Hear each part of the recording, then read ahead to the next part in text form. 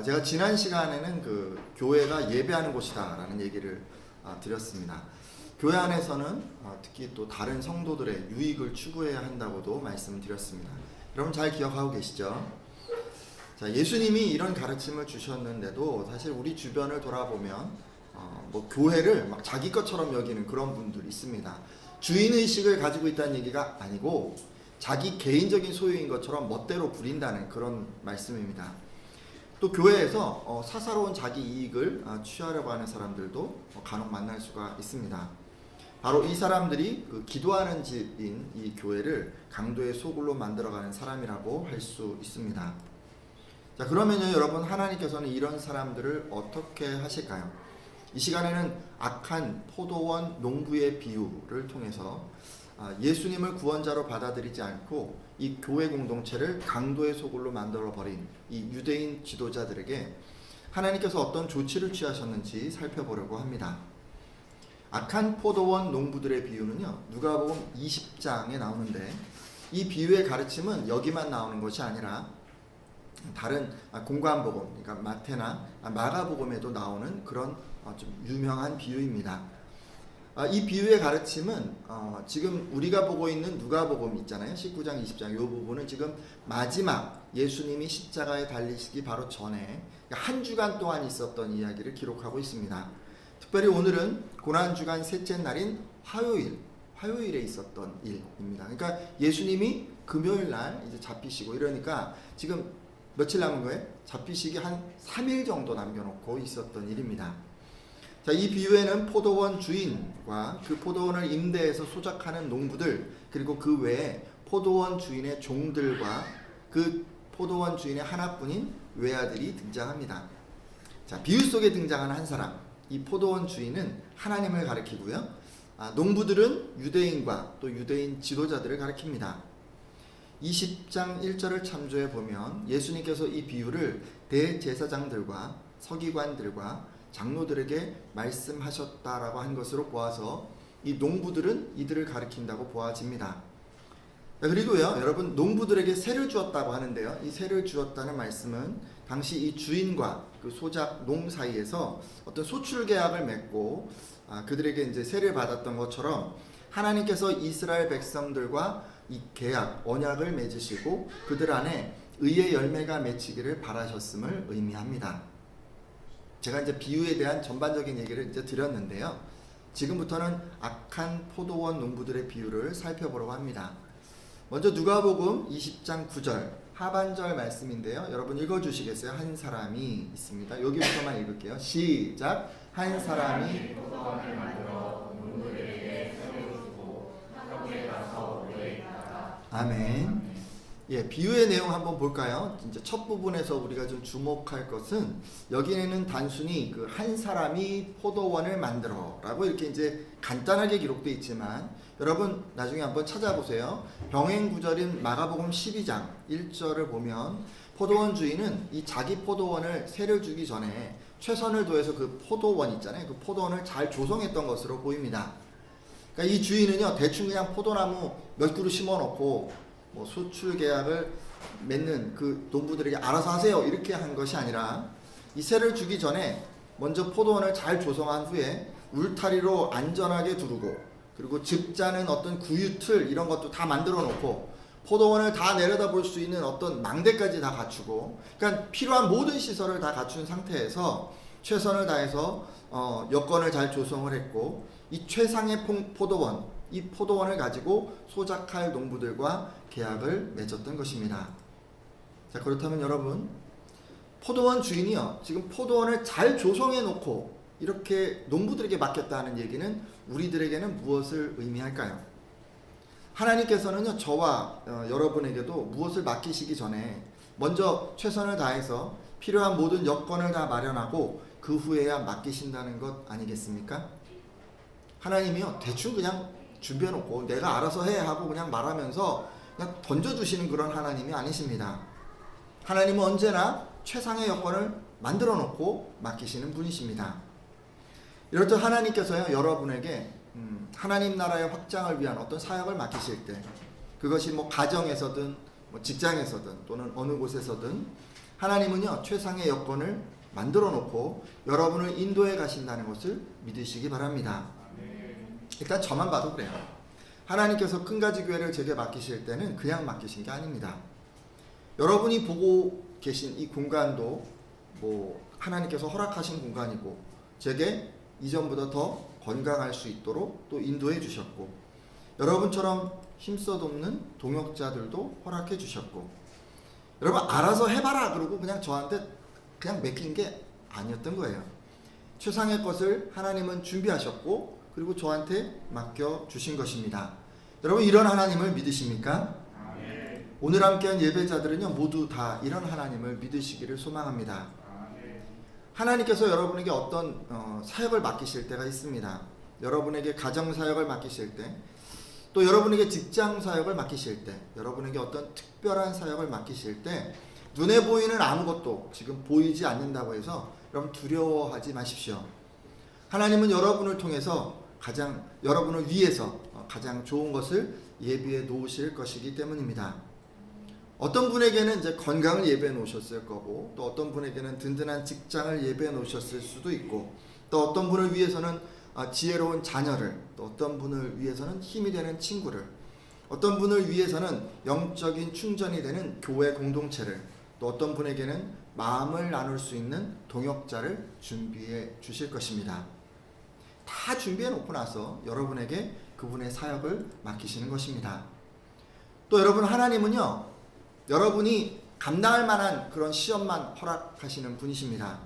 하나님은 신실한 분이시기 때문에 여러분이 감당할 수 없는 시험당함을 허락지 않으시고 게다가 여러분 겪고 있는 그런 시험들 반드시 이겨낼 수 있도록 그렇게 인도해 주시는 분이십니다.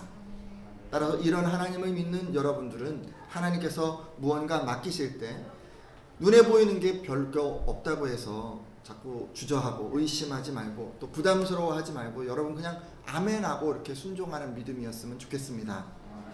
하나님께서 선한 것을 다 예비해 놓으시고 맡기신다는 것을 여러분 꼭 기억해 주십시오. 자, 여러분 이제 포도원 주인이요 농부들에게 이제 포도원을 임대하고 시간이 좀 지났던 것 같습니다. 이제 포도원 주인이 세를 받을 때가 된 것이죠. 누가복음 20장 10절 말씀에 같이 읽을 텐데요. 때가 이름에 같이 한번 읽어주시겠어요? 시작. 때가 이름에 포도원 소출 얼마를 바치게 하려고 한 종을 농부들에게 보내니 농부들이 아멘. 자, 말씀을 보면 여러분 포도원 주인이요 세를 받을 때가 되자 이 농부들에게 자신의 종을 보냈습니다. 아마도 여기서 말하는 이때 때가 이름의 때는 포도나무가 이제 열매를 맺는 그런 때를 의미하는 것 같습니다. 보통 여러분 포도나무 심고 몇 년 지나면 이게 때가 되냐면요 한 빠르면 4년 한 5년 정도가 지나야 이 때가 되는 거예요. 그러니까 요 정도 시점에 종을 보냈던 것 같아요. 근데 농부들은 주인에게 세를 내기는커녕 오히려 주인이 보낸 종을 심하게 때리고 그냥 빈손으로 돌려보냈습니다. 농부들이 세를 내지 않았다. 세를 하나님은 받으려고 했는데 이게 주인은 받으려고 했는데 이게 내지 않았다. 이게 이제 뭘 의미할까요? 그러니까 마땅히 드려야 할 뭐가 있었는데 그것을 드리지 않았다는 것을 의미하지 않을까요? 하나님께서 말씀을 주시고 여러분 이스라엘에게 요구하신 것은 그 선한 삶의 열매였습니다. 그러니까 이것은 시간이 지남에도 이들의 삶에서 그러니까 의의 열매가 맺히지 않았음을 의미합니다. 다른 말로 하자면 유대인들이 말씀을 따라서 살지 않았다고 할 수도 있습니다. 이들은 하나님의 뜻에 순종하지 않았고 따라서 하나님께서 원하시는 어떤 열매도 맺지 못했습니다. 아마도 종들이요 이렇게 가서 농부들이 열매를 맺지 않은 것 그런 것에 대해서 책망했을 것 같습니다.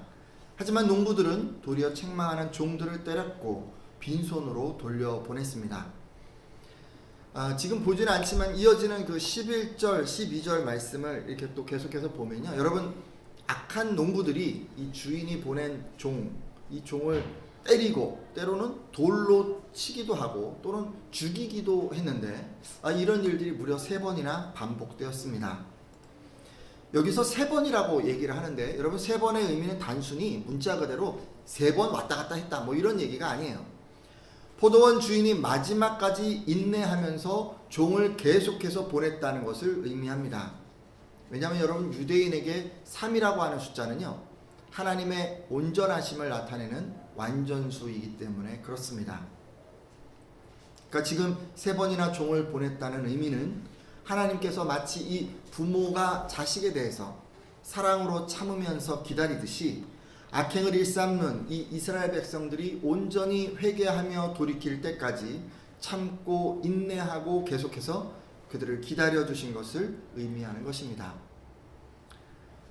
여러분, 우리도 이런 하나님의 인내를 좀 배우려 해야 합니다.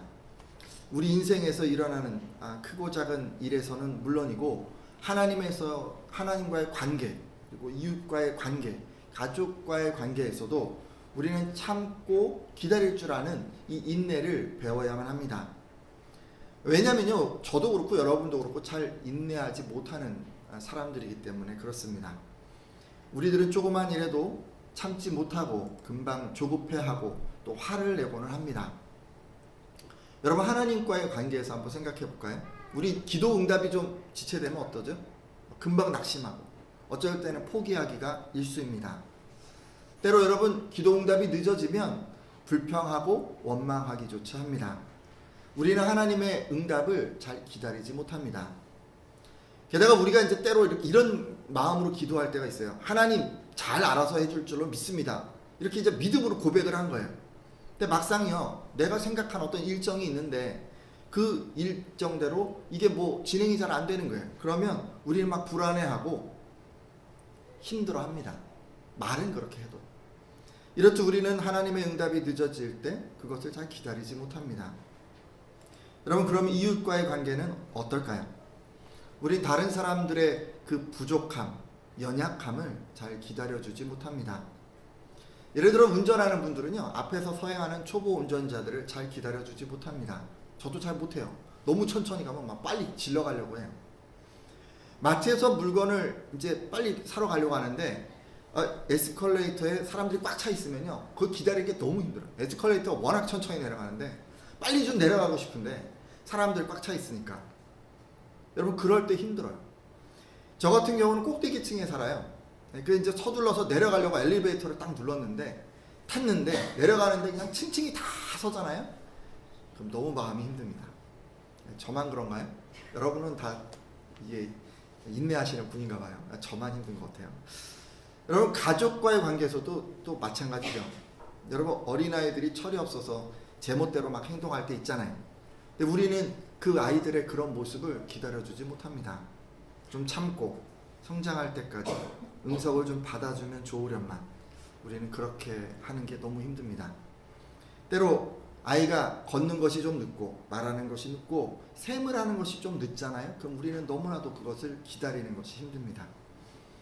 간만에 외출을 해요. 남편들 같은 경우는 아내가 꽃단장 하느라 좀 늦게 나오는 것을 기다려주기가 너무도 힘듭니다. 하지만 여러분, 하나님의 백성이 되기 위해서는요, 여러분 안에서 이런 조급함을 버려야만 합니다.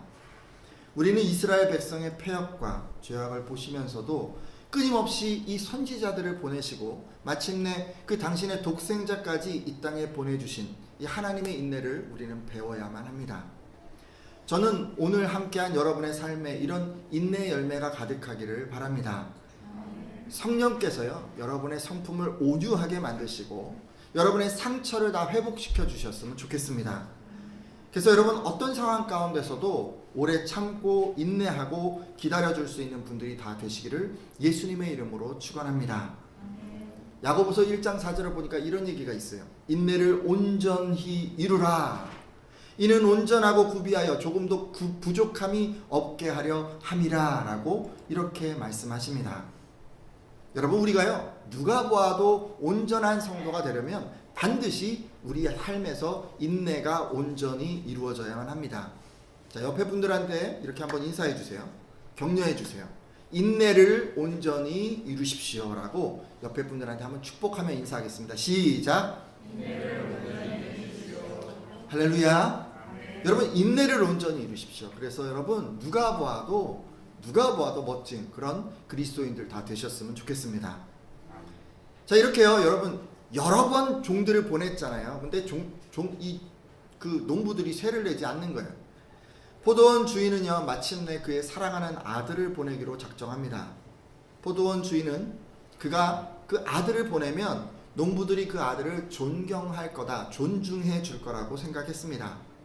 아들의 말은 들을 거라고 그렇게 생각했던 것이죠. 여러분, 정말 포도원 주인의 생각대로 이 악한 농부들은 그가 보낸 아들을 존경하고 그의 말을 들었을까요? 누가복음 20장 14절에서 15절 상반절까지 말씀을 읽도록 하겠습니다. 농부들이 그를 보고 같이 한번 읽어주시겠어요? 시작! 농부들이 그를 보고 서로 의논하여 이르되 이는 상속자니 죽이고 그 유산을 우리 것으로 만들자 하고 포도원 밖에 내쫓아 죽였느니라.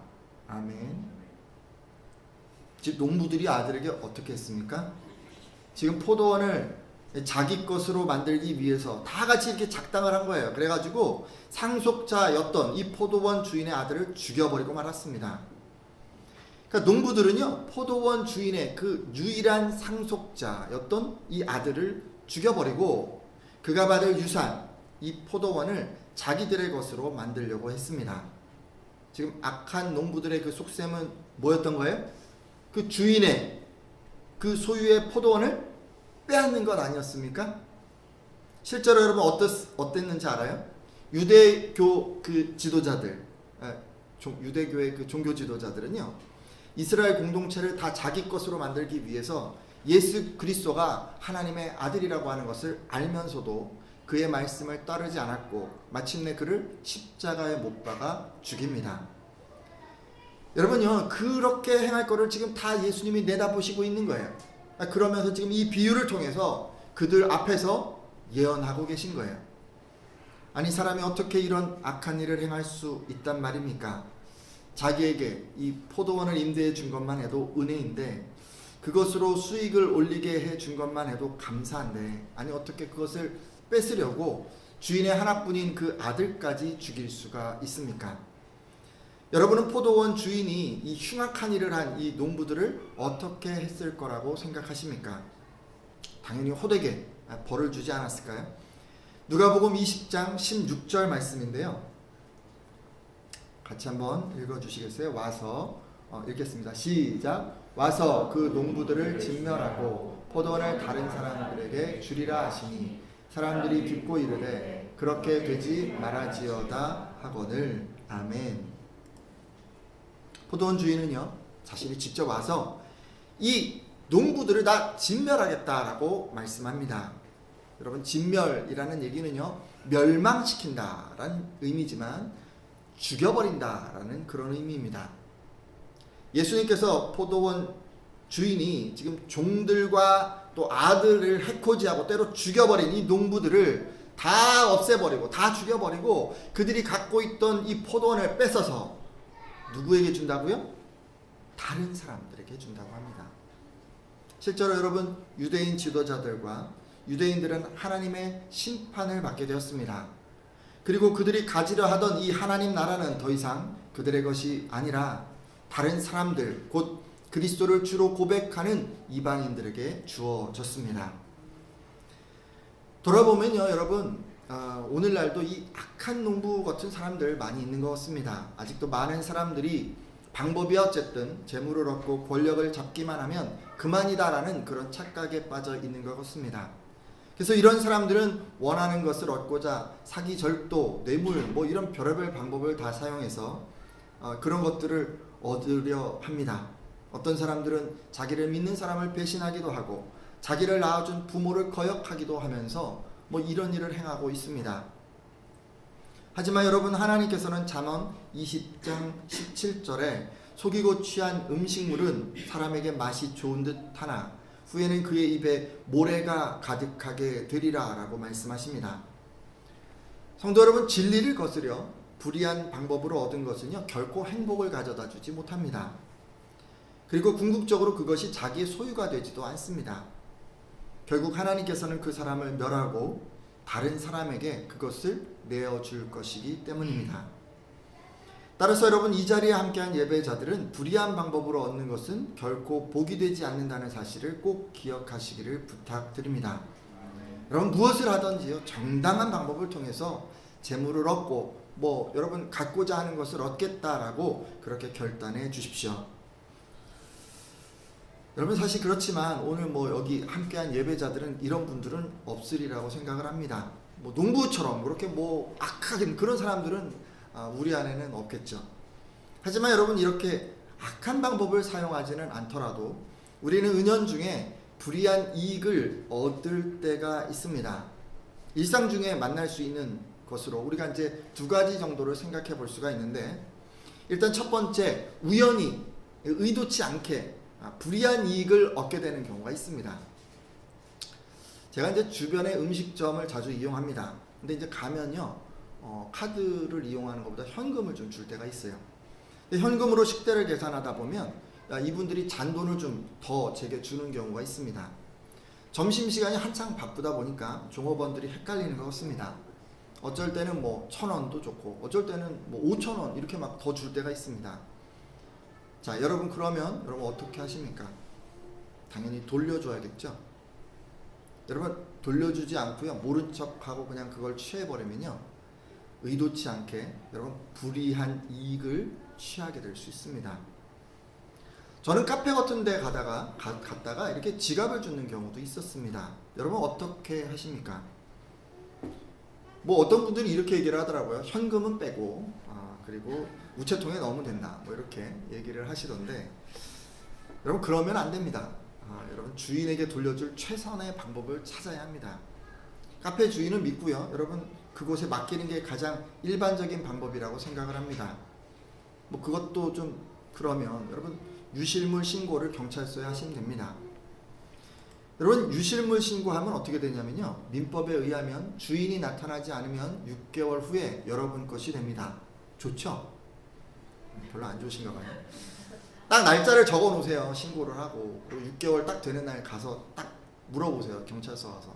혹시 찾아갔나요? 안 찾아갔으면 여러분 달라고 하세요.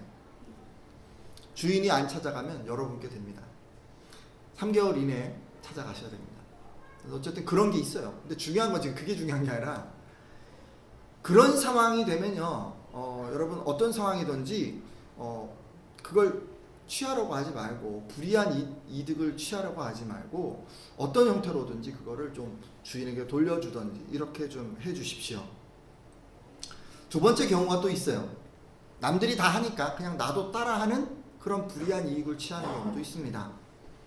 예를 들면 여러분, 이런 거 있어요. 생활 속에서 횡단보도 이용하는 것도 예가 될 수 있습니다. 대부분의 사람들이 어쩔 때 횡단보도를 이용하지 않고 그냥 건너죠. 좀 멀 경우 그러잖아요. 시간을 벌기 위해서, 바빠서, 여러분, 응급상황에서는 그런 상황 하신다고 제가 뭐라 그러는 거 아닙니다. 응급상황에서는요, 어떤 형태로든지 건너가십시오. 손을 들고든 이제 그런 경우를 얘기하는 게 아니에요.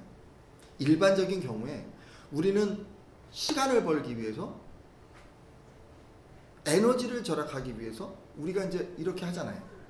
횡단보도가 지금 여러분 같은 경우 저기 멀어요. 잘 보이지도 않아요.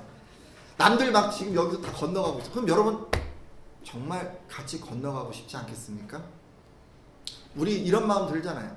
남들도 다 여기서 건너는데 나도 괜찮을 거야. 이런 생각하고 정말 불이한 이익을 취하고 싶지 않습니까? 제가 간단히 지금 무단횡단 재밌게 그냥 들어보시라고 예로 들었지만, 이런 식으로 남들도 하니까 나도 한다 라는 식의 생각은요, 불이한 이익을 취할 때 정말 가장 많이 하는 자기 합리화입니다. 여러분, 이런 생각이 드시잖아요. 남들도 하니까, 내 양심 말고 남들도 하니까. 그럼 여러분, 좀 멈추셔야 돼요. 불이하게 얻은 것 절대 내 것이 될 수 없다라는 식의 생각을 꼭 떠올리시기를 부탁드립니다. 그래서 불이한 이익의 유혹으로부터 자신을 지켜내시기를 부탁드립니다. 예수님께서 포도원 주인이 농부들을 다 멸하고 그들이 경작하던 포도원을 다른 사람에게 줄 것이다 라는 비유를 하시자, 이 말씀을 들은 유대교 지도자들은 뭐라고 얘기하냐면요, 그렇게 되지 않도록 해달라고, 이렇게 그렇게 되지 말아지다 라고 이렇게 애원을 합니다. 아마도 여러분 유대교 지도자들은요, 이 비유에서 예수님께서 비유하신 그 농부가 바로 자신들을 의미한다는 것을 정확히 알고 있었던 것으로 보입니다. 그래서 이들은 자신들이 하나님으로부터 그런 심판을 받지 않게 해달라고 애원했던 것입니다. 하지만 이어지는 말씀을 여러분 계속 나중에 보시면요, 17절, 18절 이런 말씀을 보시면 예수님께서는 자신을 이 건축자들이 버린 모퉁이 돌이라고 비유를 하시면서 자신에게 떨어지는 사람, 그러니까 자신을 죽이려고 이렇게 하는 사람들은 다 죽임을 당하게 될 것이고, 마지막 날이 이르면 모퉁이 돌인 이 예수님께서 그들 위에 떨어져서 산산조각을 낼 것이라고 말씀을 합니다. 예수님께서는 이스라엘을 자기 것으로 만들기 위해서 예수님의 가르침을 거역한 유대교 지도자들이 모두 다 심판을 받게 될 것이라고 하는 것을 이렇게 말씀해 주신 것입니다. 성도 여러분, 하나님께서는요, 그 악인들에 대해서 끝까지 인내해 주시는 분이시지만, 여러분 끝내 그의 아들을 받아들이지 않는 사람들에 대해서는 반드시 심판하시는 분이십니다. 오늘날 성도들은 예수님께서 늘 사랑이 많으신 분이다 라고만 알고 있는 경향이 있습니다. 아마도 이렇게 생각하는 것은 예수님께서 그의 목숨을 내어 주시기까지 우리를 사랑해 주셨기 때문에 그렇게 생각하는 것 같습니다. 하지만 여러분, 그렇게만 아시면 지금 절반만 알고 계신 것입니다. 예수님께서는요, 무시무시한 그런 심판주도 되십니다. 마지막 날이 이르면 예수님께서는 심판주로 이 땅에 오실 것입니다. 여러분, 그때는요, 더 이상 인내하지 않으실 거예요. 긍휼 없는 심판만 그때는 있을 것입니다. 저는 여러분들이 심판에 이르지 않는 분들이 다 되시기를 바랍니다. 예수 그리스도를 믿고 그분의 말씀에 따라 살아감으로 심판에서 생명으로 옮겨지는 여러분들이 다 되시기를 바랍니다. 또한 여러분의 친구와 가족과 지인들도 다 영원한 생명을 얻게 되시기를 예수님의 이름으로 축원합니다. 여러분, 이제 말씀을 맺으려고 하는데요, 악한 포도원 농부들의 이 비유는요, 하나님께서는 참고 인내해 주시는 분이시지만 신앙 공동체 내에서 사사롭게 자기 이익을 취하고 예수 그리스도를 끝까지 받아들이지 않는 그런 사람들은 심판에 이르게 된다는 것을 가르쳐 줍니다. 그러니까 하나님의 그 기도의 집을, 예배하는 곳을 강도의 소굴로 만드는 그런 사람들은 다 심판받게 된다는 것을 가르쳐 주신 것입니다. 오늘 예배하는 예배자들은 이런 사실을 잘 기억하시고 죄인들에 대해서 오래 참고 또 인내해 주시는 이 하나님을 다 닮아가시기를 소망합니다. 또 불의한 방법으로 얻은 것은 내 것이 될 수 없다는 것을 명심하시고 불의한 이익에 대해서 절대 눈 돌리지 않는 여러분들 되시기를 부탁드립니다. 악한 세상에서 선한 싸움, 믿음의 선한 싸움을 싸우는 여러분들이 다 되어 주십시오.